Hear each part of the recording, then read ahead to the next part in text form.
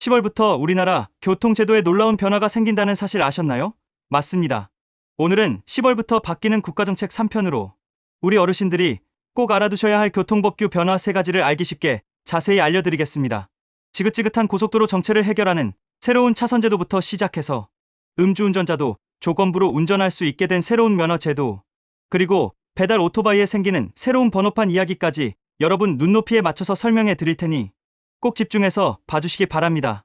아울러 실생활에서 도움이 되는 꿀팁들도 마지막에 준비했으니 끝까지 챙겨가시기 바랍니다. 이런 알찬 정보를 놓치지 않으시려면 구독과 좋아요도 부탁드립니다. 자, 바로 시작하도록 하겠습니다.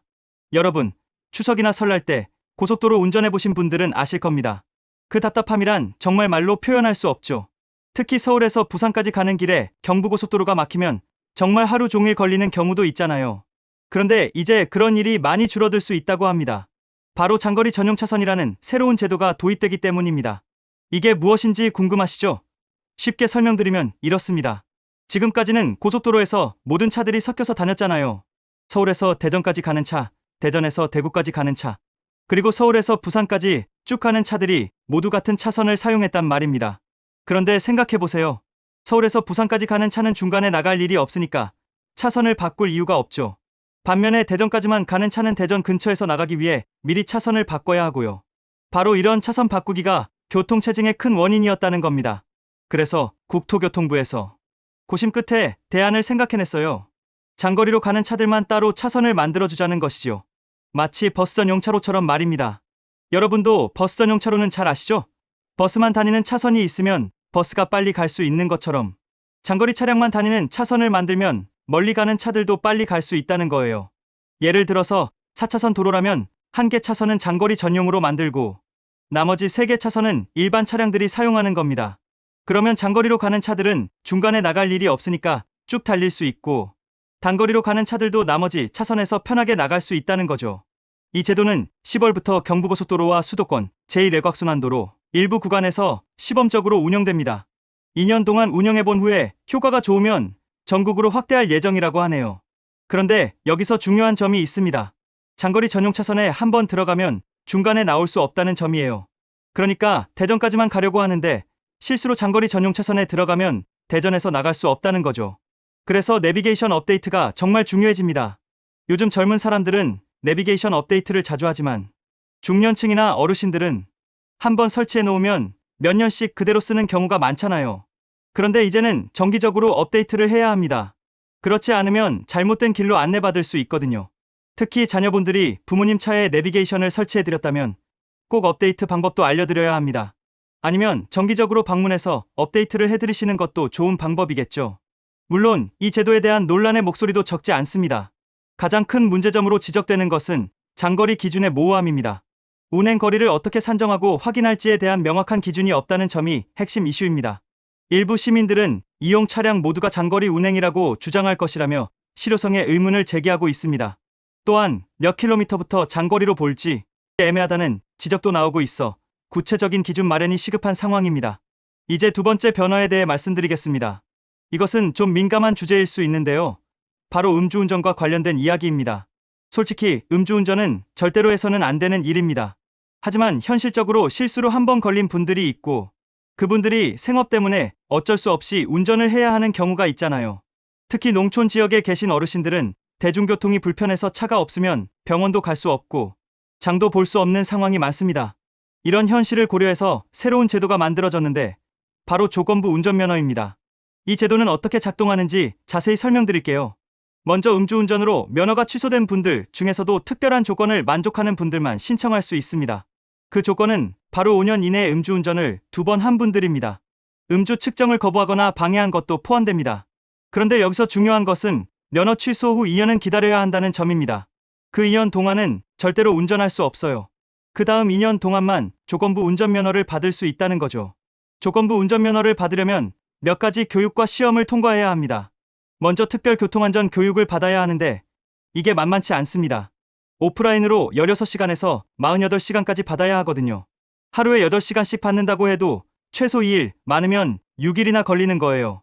그 다음에는 음주운전 방지 장치에 대한 온라인 교육을 1시간 받고 마지막에는 조건부 운전면허 시험을 봐야 합니다. 이 모든 과정을 통과해야만 조건부 운전면허를 받을 수 있어요. 그런데 여기서 핵심은 바로 음주운전 방지 장치입니다. 이 장치가 어떻게 작동하는지 아시나요? 정말 신기한 기계예요. 차에 타면 먼저 이 기계에 입김을 불어넣어야 합니다. 마치 경찰이 음주 측정할 때처럼 말이지요.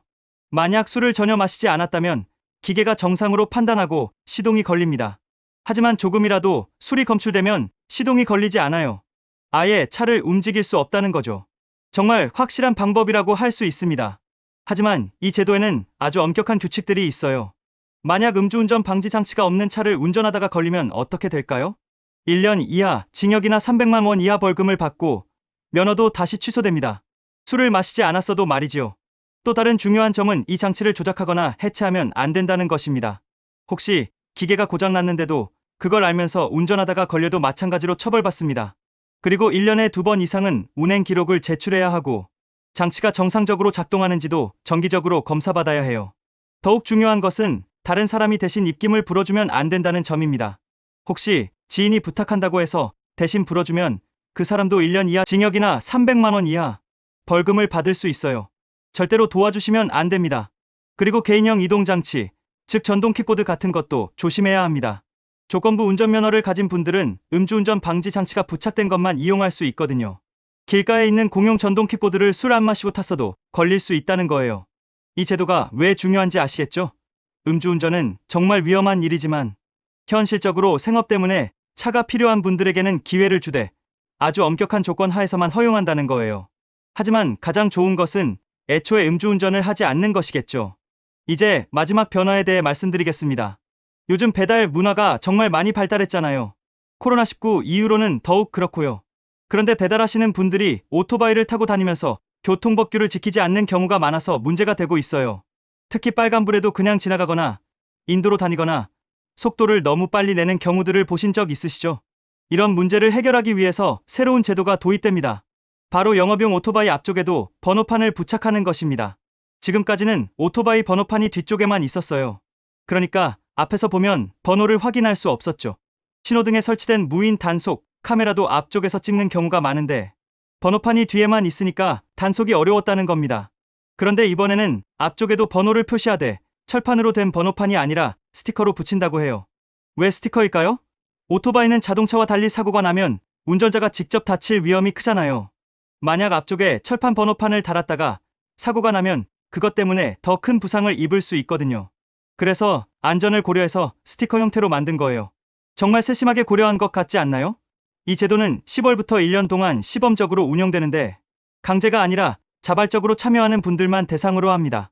참여하려는 배달 기사분들은 8월 1일부터 2달 동안 위드라이브라는 모바일 앱에서 신청할 수 있어요. 총 5,000명까지 모집한다고 하네요. 그리고 참여하는 분들에게는 여러 가지 혜택도 준다고 합니다. 보험 할인도 받을 수 있고 엔진오일 교환도 지원받을 수 있고 기프티콘도 준다고 하니까 나쁘지 않은 조건인 것 같아요.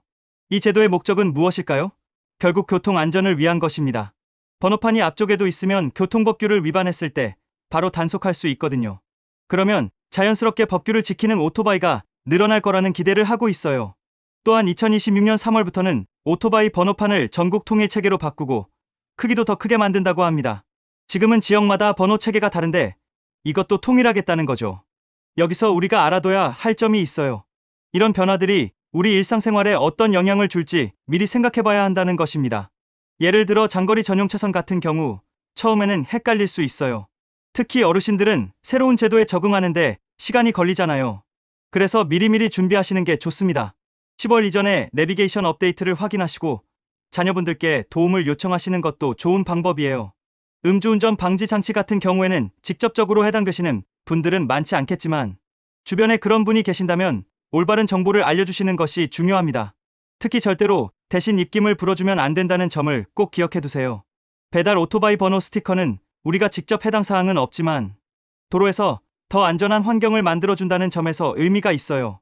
앞으로는 배달 오토바이들이 더 조심스럽게 운전할 거라고 기대할 수 있겠죠.